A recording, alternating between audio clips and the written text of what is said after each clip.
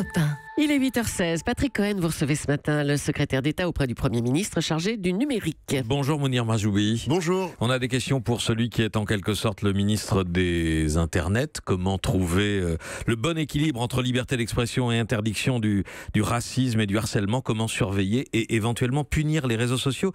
Mais d'abord, question aux militants, à l'élu parisien que vous êtes, Mounir Mahjoubi. Un souvenir du 13 novembre 2015 et une leçon que vous en avez tirée? Voilà, c'est plutôt le Parisien ou le citoyen tout court. Mais je me souviens juste d'une chose, c'était les premières minutes, les premières heures où on comprend pas encore ce qui se passe et le besoin panique absolu de moi joindre ma petite sœur qui avait 20 ans à l'époque et de vouloir absolument savoir où elle était parce que c'était inconcevable. Les premières 30 minutes, les premières heures avec ce BFM TV qui était les premiers à montrer les images, puis ensuite toutes les radios qui en parlaient sans avoir d'informations, c'était un moment assez panique qui, je crois, a beaucoup marqué les Français. Puis après, la leçon suivante, c'est comment nous, tous citoyens, on arrive après ça à continuer à avancer et à pas vivre avec cette peur panique permanente. Terrible traumatisme ce 13 novembre 2015 qui restera comme l'expression d'un déferlement d'une haine meurtrière. Or, 2 ans après, on a parfois le sentiment que la haine n'a jamais été aussi répandue sur les réseaux sociaux. C'est pas vrai ? Oui, elle est répandue dans la société et elle est répandue particulièrement sur les réseaux sociaux à cause de 2 choses. La taille, c'est-à-dire qu'il y a beaucoup de monde et que c'est facile de la répandre. Et le deuxième, c'est l'anonymat. Sur les réseaux sociaux, c'est plus facile de se croire protégé et de exprimer sa haine la plus profonde. Vous l'avez rappelé, racisme, antisémitisme, homophobie et aujourd'hui, harcèlement ciblé. Aujourd'hui, il se passe des comportements qui existent depuis toujours sur Internet. Ce qui est nouveau, ce qui fait qu'on en parle de plus en plus, c'est la taille, c'est la masse. Quand vous regardez ce qui s'est passé lorsqu'une journaliste s'est fait massivement attaquer, on parlait de plusieurs milliers, dizaines de milliers de messages. Ce volume, c'est celui qui nous oblige à nous réinterroger sur les moyens d'attaquer. Une personne qui menace, une personne qui harcèle, on est capable de porter plainte, d'aller enquêter. Mais quand il y en a 10 000, on fait comment? Il faut se dire les choses. On ne pourra pas, les 10 000, les amener devant la justice parce qu'on n'arrivera pas à tous les identifier. Vous êtes sûr qu'ils sont aussi nombreux que le nombre de messages correspond au nombre de harceleurs? Parce qu'on dit souvent qu'un petit nombre de militants, enfin de militants et d'internautes suffit à créer beaucoup de volumes de haine et de messages de haine. Et ben en fait, il y a 2 types. Il y a les individuels, ceux qui expriment cette haine sous le couvert de l'anonymat, et puis vous avez les professionnels de la haine en ligne, qui eux sont des groupes plutôt extrêmes, qui sont souvent une quinzaine, une vingtaine, et qui eux chaque jour produisent à eux seuls plusieurs centaines, plusieurs milliers de messages. Et la somme de ces deux-là entraîne les phénomènes qu'on voit aujourd'hui. Mais donc si on ne peut pas judiciariser les 15 000, les 10 000, on peut demander, et c'est tout l'enjeu des discussions aujourd'hui, c'est tout l'enjeu des débats qu'il y a eu en Allemagne, demander à l'hébergeur, à la plateforme entre les deux, d'avoir une responsabilité face à ces contenus. Et c'est ça aujourd'hui qu'on leur demande. Débat en Allemagne parce que vous faites allusion à une loi qui a été votée par le Bundestag cet été. Une loi qui a été votée au Bundestag et qui reconnaît une responsabilité particulière de la plateforme et du réseau à partir du Sentai, en disant quand on accueille plus de 2 millions d'utilisateurs, eh ben on a une responsabilité qui n'est pas comme les autres. Parce qu'on devient une place où l'écho a une forte propagation, alors j'ai une responsabilité qui est dans les 24 heures de supprimer ces contenus de haine. Bon, et si on peine d'amende et de forte amende. Hein. De très fortes amendes et qui peuvent aller à plusieurs centaines de milliers d'euros. Et ça, c'est essentiel. C'est essentiel de rappeler la responsabilité de ces plateformes entre les deux. Donc ça pourrait être un modèle pour la France ? En tout cas, c'est un des modèles qu'on regarde. Je ne vous dis pas qu'aujourd'hui on a décidé. C'est évidemment un dialogue qu'on doit avoir. C'est évidemment une réflexion qu'on doit avoir. Mais on ne peut pas être satisfait de la situation. Aujourd'hui, il y a un autre sujet qui est les contenus terroristes en ligne. Ouais. Sur les contenus terroristes en ligne, ça a mis du temps, mais aujourd'hui, les plateformes retirent en quelques heures ces contenus terroristes qui sont détectés sur leur plateforme.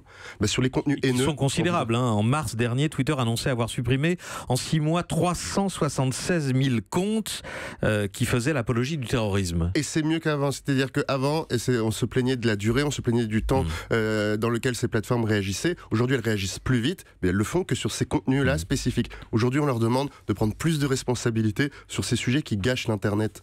Objectivement, moi, je suis un promoteur d'Internet. Je veux qu'il y ait plus d'Internet dans nos vies. Je pense que ça apporte plus de joie, plus de liberté, plus d'intelligence collective, plus de solidarité. Et puis, il y a ça qui le salit, qui fait que dans les familles, on a un doute sur est-ce qu'on doit laisser ou pas son ado. Oui, il faut laisser son ado, mais il faut lui apprendre les bons réflexes. Il faut lui transmettre les bonnes façons d'utiliser Internet. Et c'est pour ça que l'éducation est la clé de ce sujet sur la haine en ligne. Aujourd'hui, il est question l'obligation de changer la loi, de modifier les pratiques en France. Or, on va le rappeler aux auditeurs, la loi dit qu'on ne peut pas dire n'importe quoi sur Internet. C'est pas un espace sans droit. Pourquoi ça n'est pas appliqué? Pourquoi? Qu'est-ce qui bloque? Qu'est-ce qui freine l'application de la loi et le fait qu'on puisse continuer à laisser diffuser ces torrents de haine?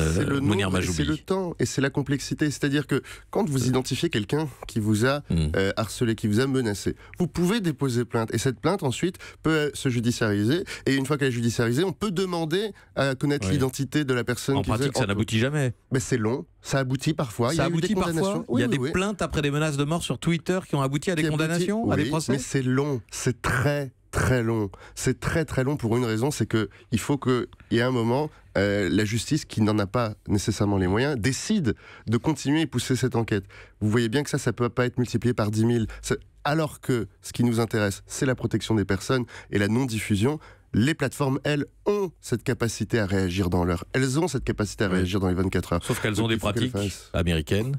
Qu'elles considèrent que l'expression doit être libre. Qui sont mobiliser pour un téton par an en quelques minutes pour faire supprimer l'image et moins sur un message de haine. Ouais. Donc on leur dit, si vous êtes capable en quelques minutes de vous mobiliser sur un téton, mobilisez-vous sur les messages de haine. Twitter et Facebook sont considérés en France comme des hébergeurs et non comme des éditeurs. C'est une partie du problème, Mounir Majoubi. C'est une partie du problème, mais même le statut de l'hébergeur permettait quand même de porter sur eux une responsabilité. Mais quand la loi a été créée en 2004, on n'imaginait pas ce type de structure que sont les méga réseaux sociaux. On n'imaginait pas qu'il y aurait 3 sites sur lesquels navigueraient quasiment 80% des Français. Aujourd'hui, c'est pour ça que la loi allemande a mis un seuil. C'est de dire qu'il y a des sites qui ne sont pas comme les autres, il y a des sites qui ont une plus grande responsabilité parce qu'ils ont une plus grande surface dans nos vies. C'est-à-dire qu'il y a un moment, Google, Twitter, Facebook, pour citer ces 3-là, ils sont tous les jours dans nos vies. Tous les 80%, 90% des Français utilisent leurs services. Donc, ils ont une responsabilité particulière. Qu'est-ce qu'on attend pour faire comme les Allemands, alors, pour reprendre l'exemple que vous avez cité tout à l'heure de cette loi votée cet été en Allemagne? C'est la discussion du moment, de savoir si, est-ce que aujourd'hui, on avait quelque chose que les Allemands n'avaient pas. Nous, on a la loi de 2004 qui permettait d'aller plus loin. On peut aussi redire comment on pense qu'elle doit fonctionner. La loi de 2004, rappelez-nous. Elle redonne un statut de responsabilité à l'hébergeur en cas de signalement d'un contenu a posteriori. C'est-à-dire qu'en tant qu'éditeur, la responsabilité est a priori, en tant qu'hébergeur, elle est a posteriori. Seulement, on a toujours eu une interprétation différente, puisque les technologies ont évolué, le texte de droit lui est le même, et le principe du droit, c'est d'évoluer en fonction des usages. Maintenant, on pourrait se dire qu'il y a une façon d'interpréter cette loi qui doit être plus responsabilisée. Et peut-être que c'est pas possible avec ce qu'on a déjà, et que dans ce cas-là, il faut une nouvelle loi. C'est ce sur quoi nous travaillons. Avec la ministre de la Justice auprès du Premier ministre, avec Marlène Schiappa, c'est un vrai sujet de travail en ce moment de nos administrations. Bon, donc vous allez faire des propositions, ça viendra. On fera des propositions, on les discutera avec le Parlement si jamais ça doit faire l'objet d'une loi, mais aujourd'hui, on ne laissera pas faire tel que c'est aujourd'hui. On a parfois l'impression que vous avez, vous, ce gouvernement, ceux qui vous ont précédé aussi, plus d'attention et plus d'efforts pour la cybersécurité que contre le cyberharcèlement. C'est pas vrai ? Je suis pas d'accord parce que le cyberharcèlement, c'est un phénomène dont je vous ai dit toute l'importance qu'on lui donnait tout à l'heure. On est en train de travailler sur ce sujet. Et le cyberharcèlement n'est pas complètement différent du sujet de la cybersécurité, notamment quand je vous parlais des groupes professionnels tout à l'heure. Ces groupes professionnels, on les retrouve souvent aux mêmes endroits. Sur la cybersécurité, la menace internationale n'a jamais été aussi élevée. Pour moi, il ne faut pas les opposer. C'est 2 sujets qu'il faut traiter de front et aller de façon très forte s'engager. Bon, vous avez des discussions avec les hébergeurs, les Twitter et Facebook. Avec tout le monde.